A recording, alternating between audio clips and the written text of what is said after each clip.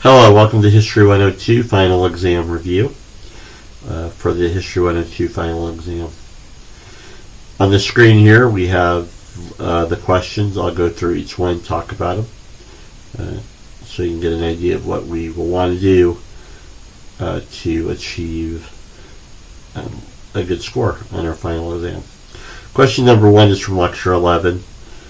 Pick 3 items from Russell Kirk's definition of conservatism.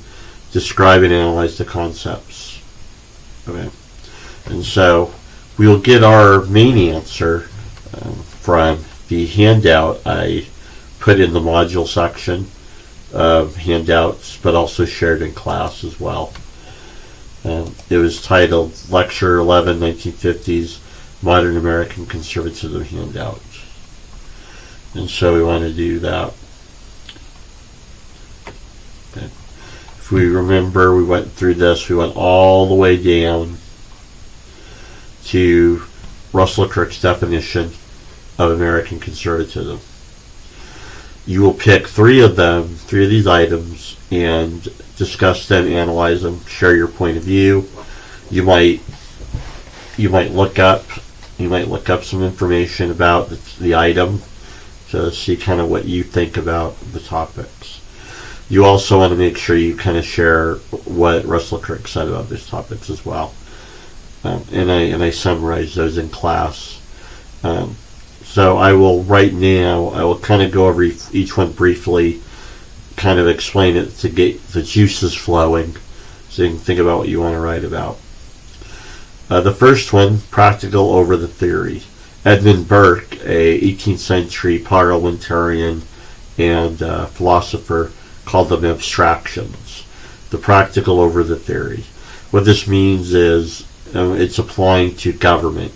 When government makes policies, laws, ordinances, statutes, regulations. Russell Kirk argues that the conservative ideological point of view would pick the practical over theory. You want to have practical, your government's laws and, ordinances, statutes, and regulations, they have practical effects on people that don't have anything to do with theory. And so what's important from this point of view, what's important is that when you make a decision policy-wise, it's considered you've considered the practical consequences of actions. The idea I gave in class, the example I gave in class was a minimum wage. Like some people go, we need a $15 minimum wage, but you don't consider the practicality of that. Some people don't consider, well, what does that practically mean? Number one, not all jobs are $15 an hour jobs. Number two, you have price increases and inflation. Number three, if you don't consider the practical consequences of what will businesses do if wages become so high that they negatively influence profitability, the ability to stay in business, not just making a profit, but just simply staying in business. And so you want the practical over the theory. All right. Number two, enduring moral order, divine justice, Judeo-Christian morals and ethics. From a religious point of view, this enduring moral order is, God, divine justice, Judeo-Christian morals and ethics.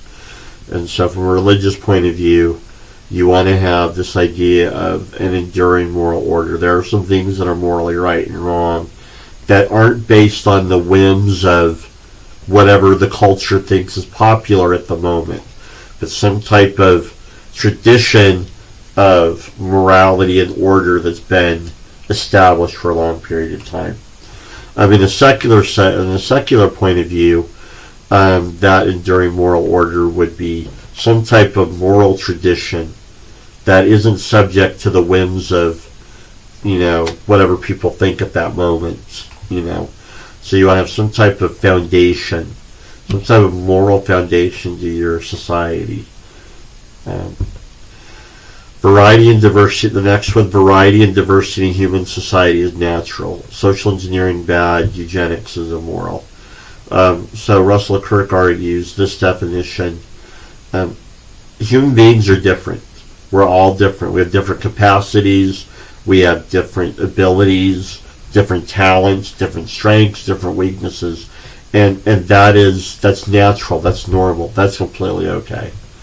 It is okay for there to be differences. Okay, it's just life. Some people are smarter than others. Some people have a greater capacity to do things than others.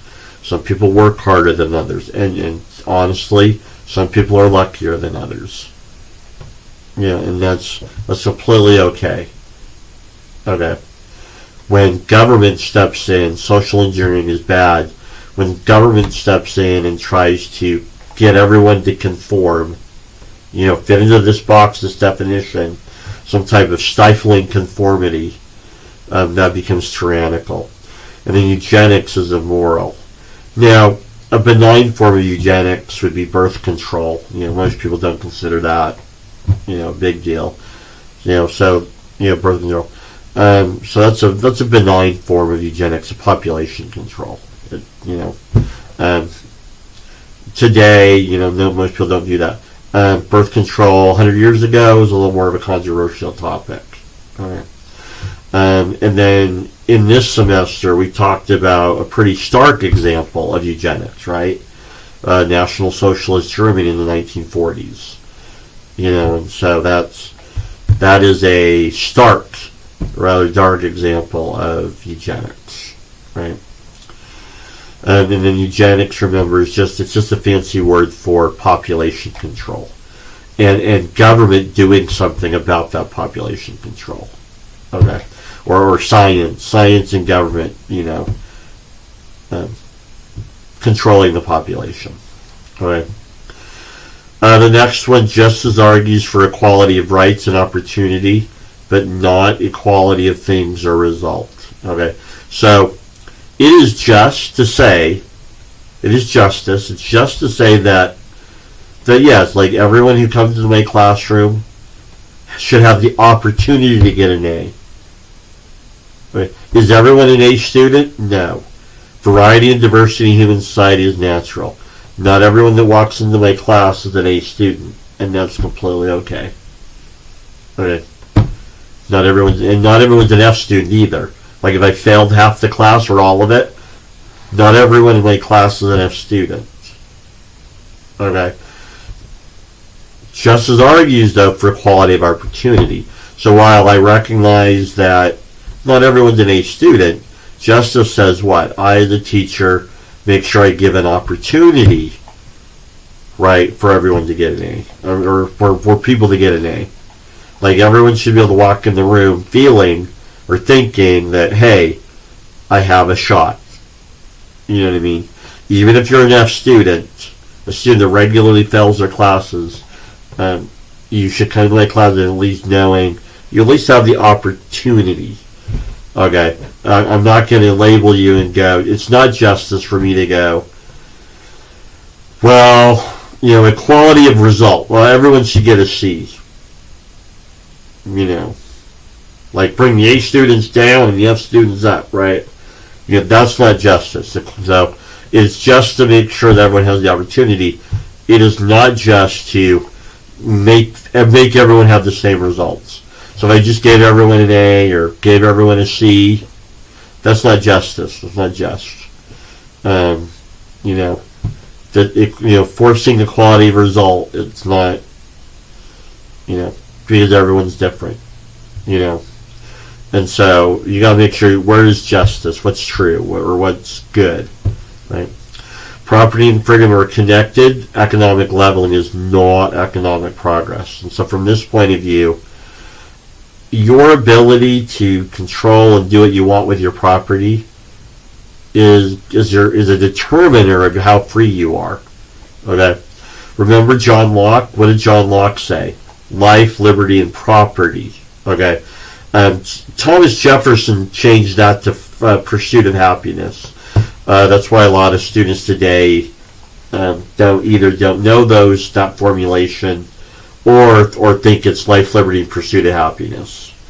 That's Thomas Jefferson changing it. When you go back and read John Locke, what was his formulation of rights? Life, liberty, and property. You're not truly free. You do not have liberty if you do not have freedom in your life, liberty, and property. If the state interferes with those three things, it's not a free society.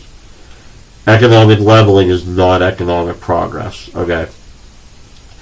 To go to the person that has 3 homes and forcibly take one of his homes and give to somebody that has 0 because you think they should have level everyone economically, that is not economic progress. Okay, that's stealing. It's theft. You're taking away the freedom. You're taking away freedom. You're interfering with somebody's property by forcibly removing and giving to someone else, just in the name of, we need to have everyone equal. That is not economic progress. So from Russell Kirk's definition, you'll notice it's a critique of Marxism. That, not everyone has different capacities. Not everyone's going to be rich. What Marxism will do is make everyone poor. Equality of things and result. And so, as people should have the opportunity to have 3 homes. They want it, but the government doesn't step in and force that situation. Because why? Your property and freedom are connected. If government can step in and take away your property just because they think somebody deserves it more than you, that is not economic progress. It's not fair, really. It's not equitable or fair. Next. Power is destructive. Human beings and government need restraint. That's why there's so limited government. Government needs restraint. There are some things government should never, ever, ever, ever, ever, ever, ever, ever, ever, ever be allowed to do. Government needs restraint. Because why? Human beings create government. And human beings, even with good intentions, human beings tend to misuse power. Not all the time, and not in every situation. But when you study world history, human beings tend to misuse power, even when they're well-intentioned. Power is destructive. Okay? So that's why human beings and government need restraint. Okay? You need limited government. Government needs limits. Okay? There's got to be lines. Okay, you cannot tell government do whatever you want, no matter the excuse. Okay, you'll have a dystopia, you'll have a tyranny. Okay, you'll lose your freedom and your liberty. Voluntary community over involuntary collectivism, freedom of association paramount, individual liberty important. And so, a more conservative political ideology says voluntary community over involuntary collectivism. And so, freedom of association is important. We should be able to associate with who we want. We should be able to associate for whatever legal purpose we want, right? America, an example of the world, but should not remake the world. So, from this point of view, for Russell Kirk, the United States of America's ideals should be an example. But we shouldn't be running around the world, forcing everyone to have our form of government. Human beings are imperfect, not perfectible by man. Okay? Government cannot create a utopia. Okay? Change and reform are not identical. Moral and political innovation can be bad as well as good. Prudence and rational thought important. Okay? So that's really important. Any reform, any change, you got to think about it. Just because something's changed doesn't mean it's reformed. Change isn't always good. Reform isn't always good. Okay? This progressive idea that everything moving forward is better and better and better and better and better, no matter what. No. You can regress. change and reform, you can regress and do worse. So it's not this Marxist ladder where you progress through all the stages and eventually reach this classless, wonderful utopia. Okay, what you usually end up with is a dystopia, a tyrannical dystopia, a police state. Okay, so that's really important. It's important whenever you make government policy. Prudent and rational thought are important. Okay, so that is the first question. Okay, number 2, compare and contrast Martin Luther King and Malcolm X's approach to ending segregation. I did not go into a lot of detail on it. Right. I did not go into a lot of detail on it.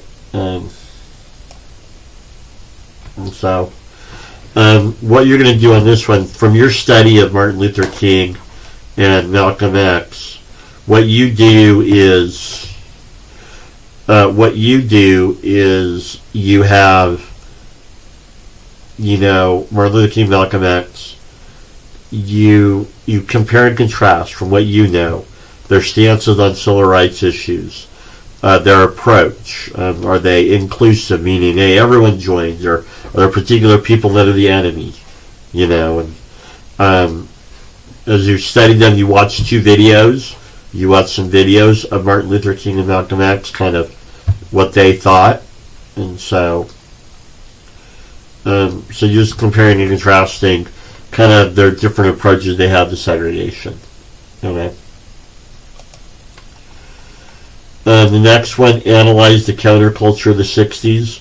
What were parts of it? What was their political and social aims? That comes from the Vietnam War lecture 13.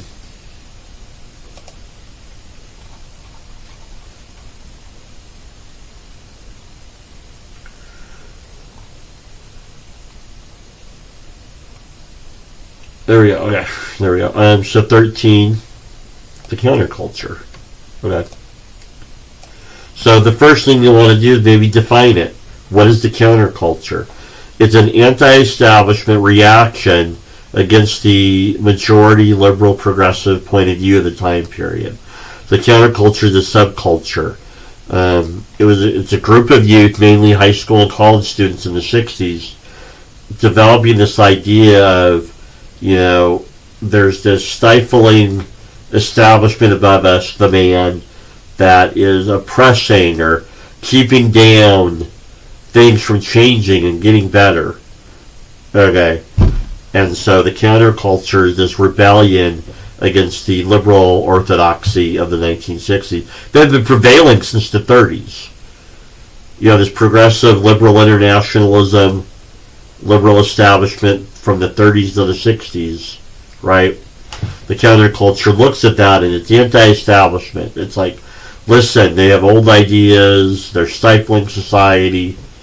And so the counterculture is all these different groups and movements coming together in America and effecting change in society. Some more peacefully than others. Some tear down traditional views that maybe are good, but it's anti-establishment thinking. Rock and roll becomes the music genre. Go listen to 1960s rock and roll. Heavily counterculture in its message. The counterculture kind of adopted rock and roll as its, a way of expressing countercultural ideas. Some aspects of the counterculture, the civil rights movement, even liberals of the era who supported civil rights were like, go slow, go slow, go slow. So the civil rights movement kind of part of that counterculture of pushing an end to segregation. Other rights movements, gay rights, Indian rights, Chicano rights, Native American rights, all these rights movements, right? You feel like the establishment is, keeping you down. The New Left, we talked about the New Left last time, this political ideology, way more statist, way more authoritarian, way more Marxist, right? Anti-war movement, anti-establishment drug culture, sexual revolution.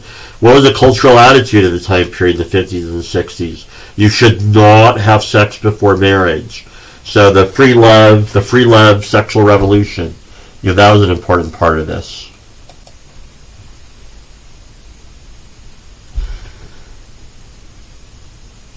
So we took a break there for a sec. I'm not sure how it shows up on the video, but took a break there.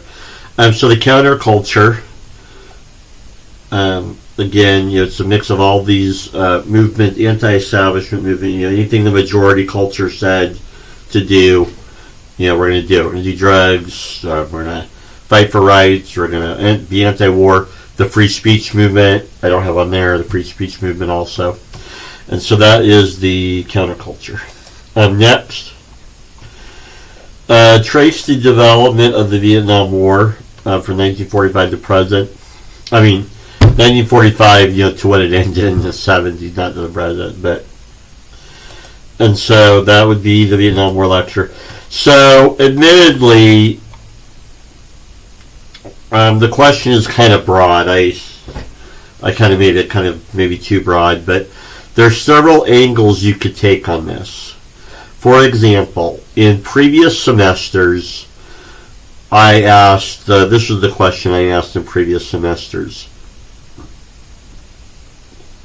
Number one. One example I asked in previous semesters was, how does each presidential administration deal with Vietnam? And so you started with Truman, where we financially supported the French and politically supported the French in taking Vietnam back to the French. The French get Vietnam back. Under Eisenhower, it was what?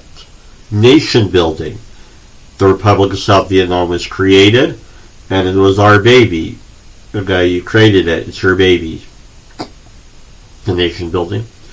Under Kennedy, it was continued political, financial, and civil, advisor support for Vietnam. He had managed 10,000 civilian and military advisors in Vietnam during the Kennedy administration.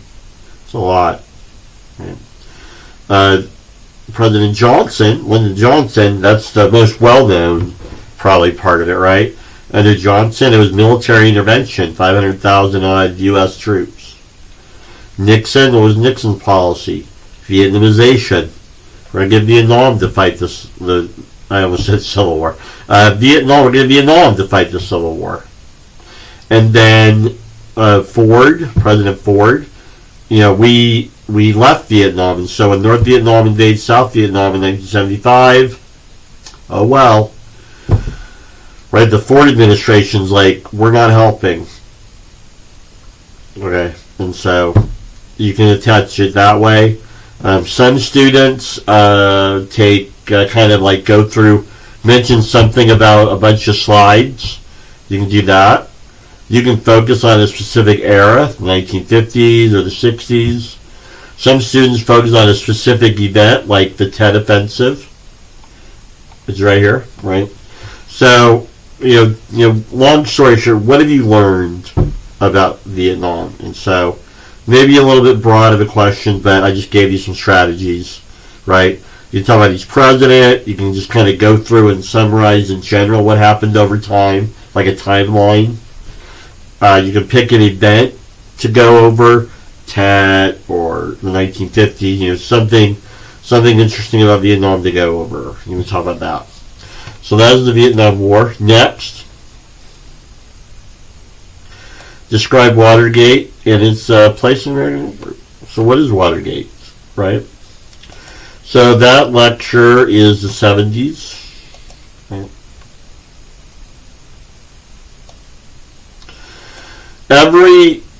Your answer should start with, I would argue, assessing Richard Nixon psychologically, the man. Because why? Because pretty much every historian who studies Watergate or Richard Nixon, he's probably the most psychoanalyzed president in American history. I said in class, maybe 30 years from now, I have a Shirley Johnson. I have a hunch.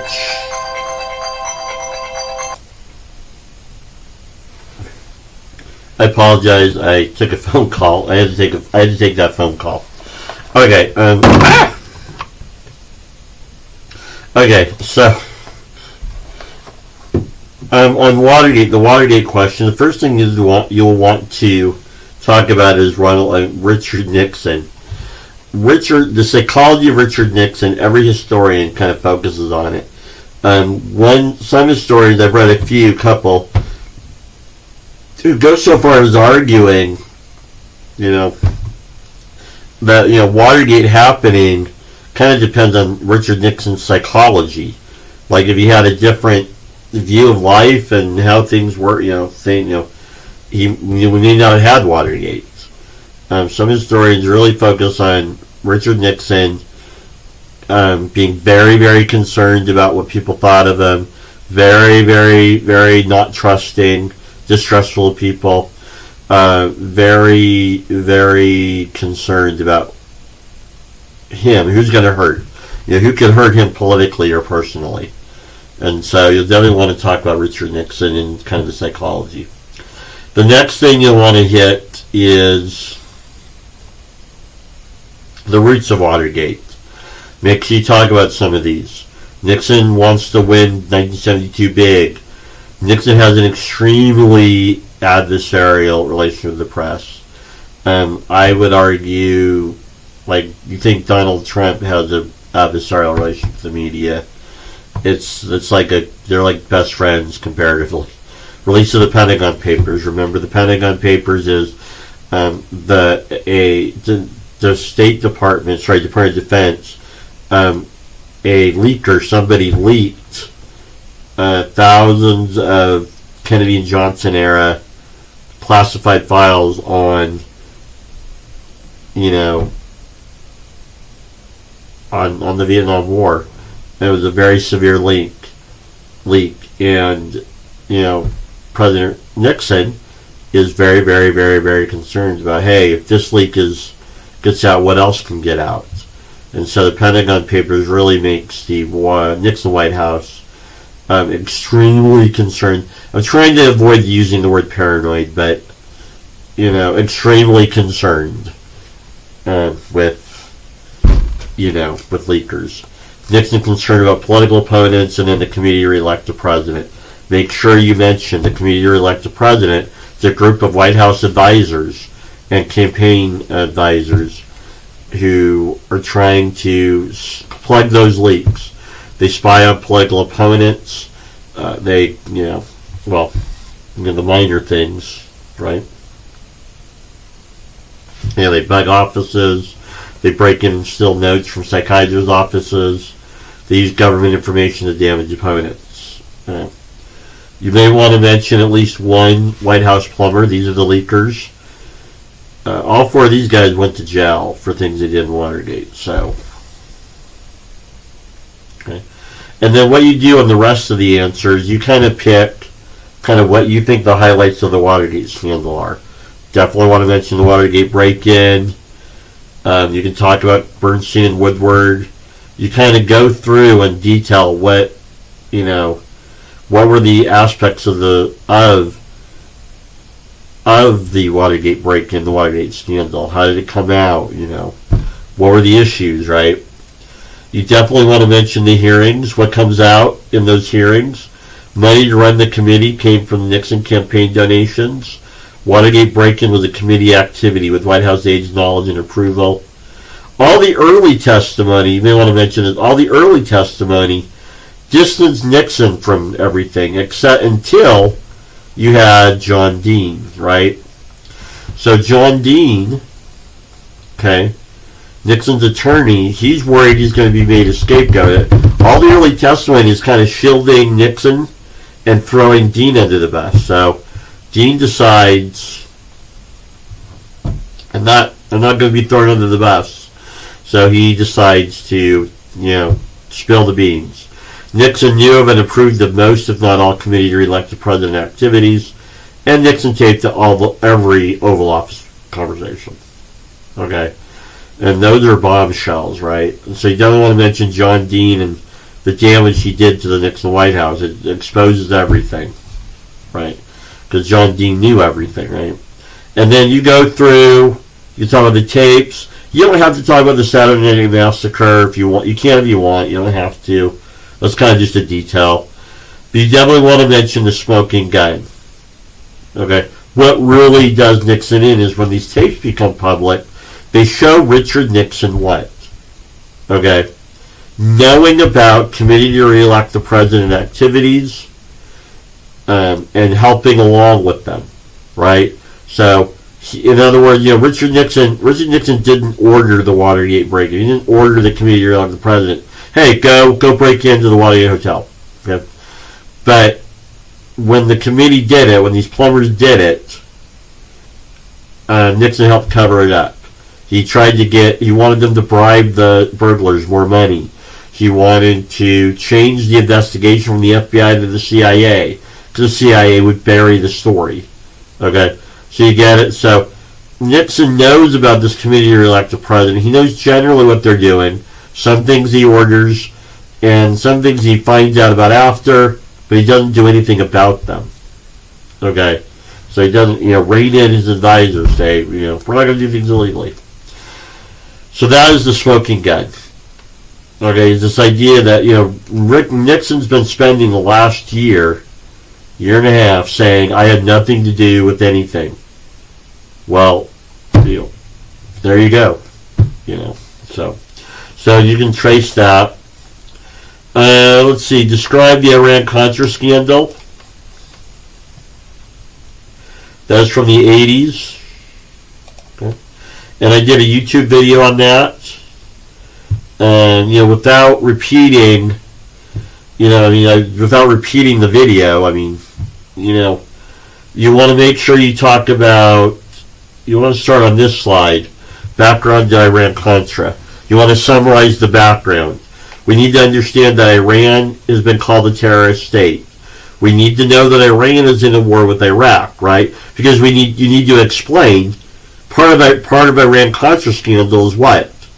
We sell missiles to Iran. Iran calls us the Great Satan. We call Iran a terrorist state. So you got to explain, why is Iran willing to deal with us? They're in the middle of a war with Iraq, right? And so we've labeled Iran a terrorist state.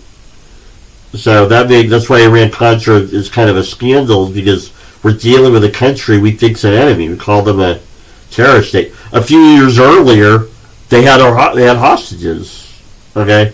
And then Iran and Iraq are in a war. You make sure you understand what terrorism in the 80s was all about, okay?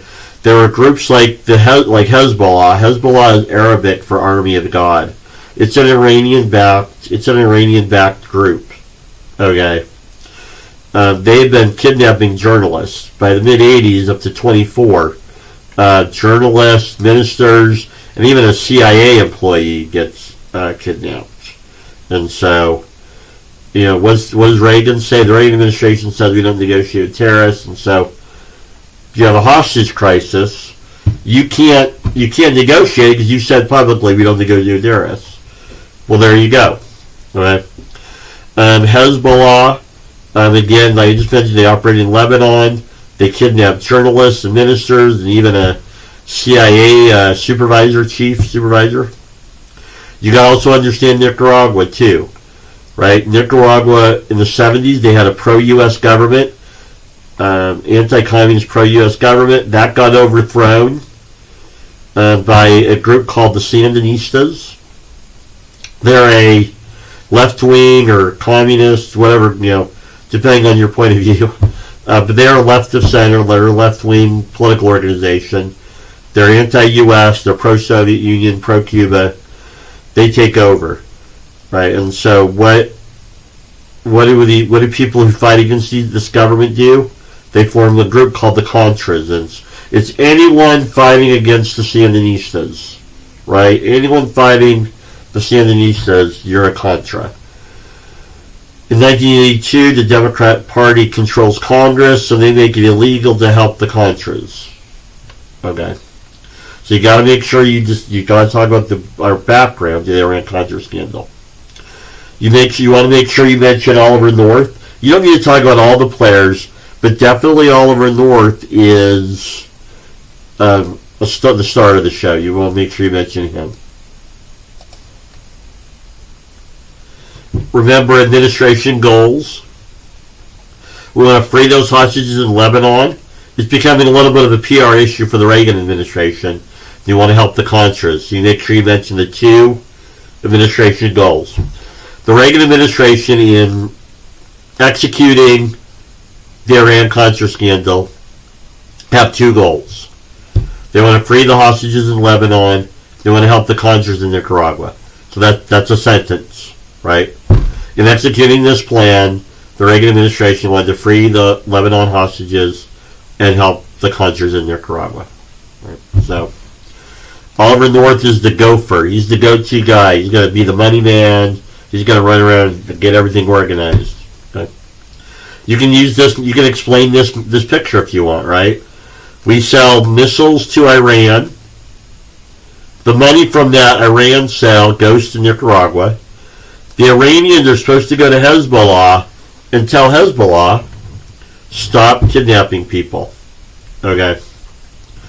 And then, you just talk about some details. The Iran part and the Nicaragua part. Then you want to talk about how the story breaks. Summer of 86. The story breaks. Lebanon paper breaks the Iran part. A CIA plane crashes. I said plane. Plane crashes. Captured by the Sandinistas. Okay. November of 86, you have the Reagan press conference where he admits it. And this is kind of what you want to end on in a way. What's the difference between Nixon and Reagan? Nixon's scandal had him resign. Reagan, he suffers a little bit, but he's still a popular president. Still a great president. People generally like him at the time, even today. So what's the difference between Nixon and Reagan? Well, when Nixon found out what his White House advisors were doing, what did he do? He helped them cover it up. What did Reagan do? He had a press conference. He fired people publicly, and he admitted to some things. He admitted to the Iran part. Okay, well, yes, we were trying to free the hostages, and we had this idea that maybe if we gave missiles to Iran, sold missiles to Iran, they would help with Hezbollah. So you have you want to talk about the differences between Nixon and Reagan, right? Nixon helped cover it up. Reagan's like, yeah, we did it. Sorry. And then the second thing is what? Reagan didn't have a John Dean moment. He didn't have a John Dean witness. All the White House advisors were like, Reagan didn't have, they distanced Reagan. He's like, he wasn't really there. I mean, he was there, but, we hatched the plot.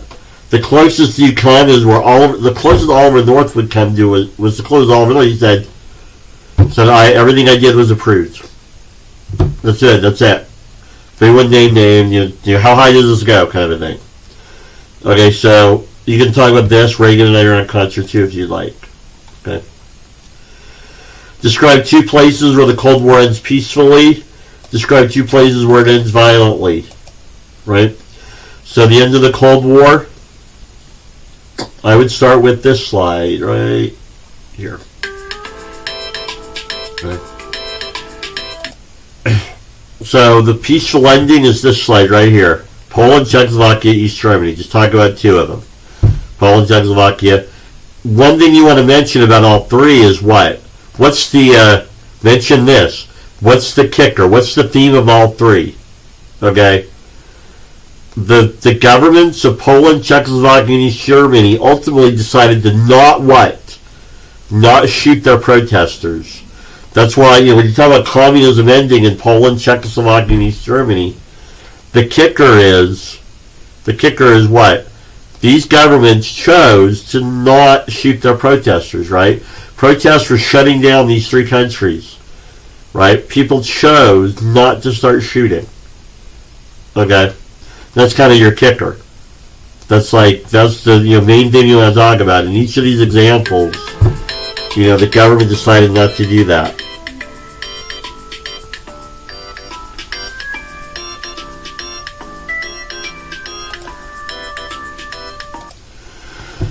Okay, so that's the peaceful ending. The violent ending, you'll talk about Romania and Yugoslavia.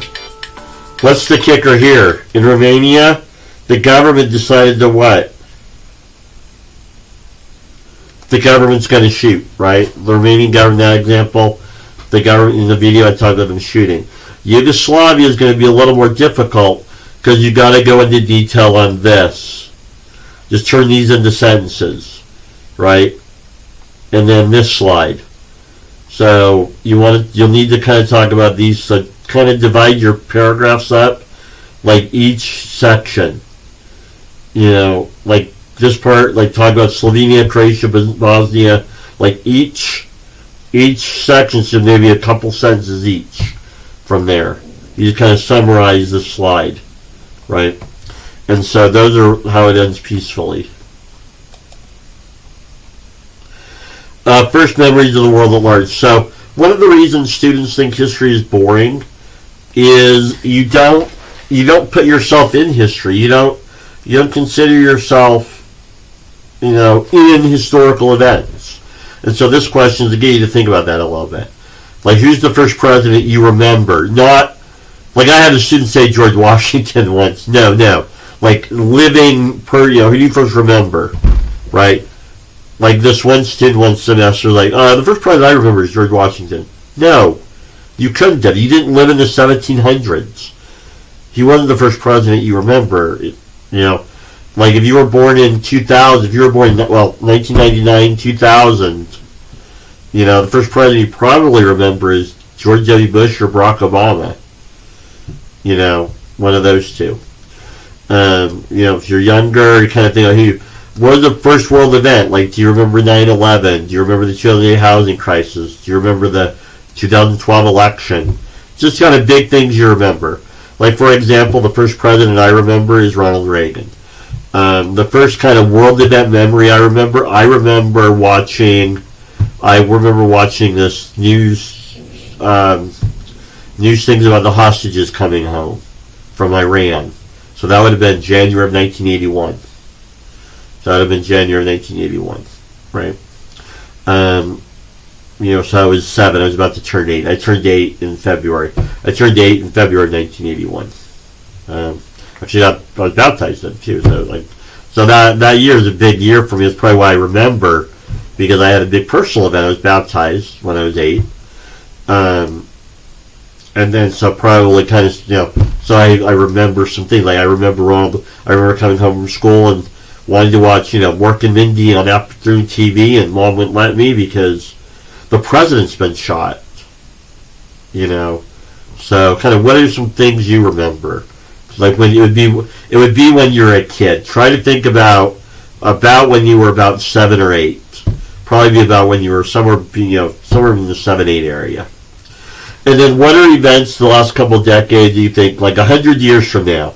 Pretend it's May 7th, 2124. It's 100 years from now.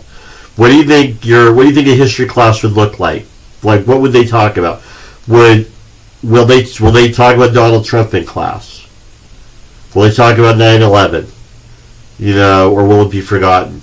One way to think about it is think about now. It's 2024.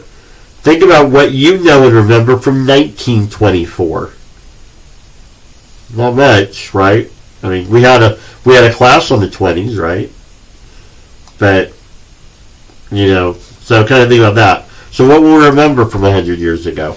What might we be talking about? Will we still be talking about Barack Obama? Will that be important? What will be important? Okay.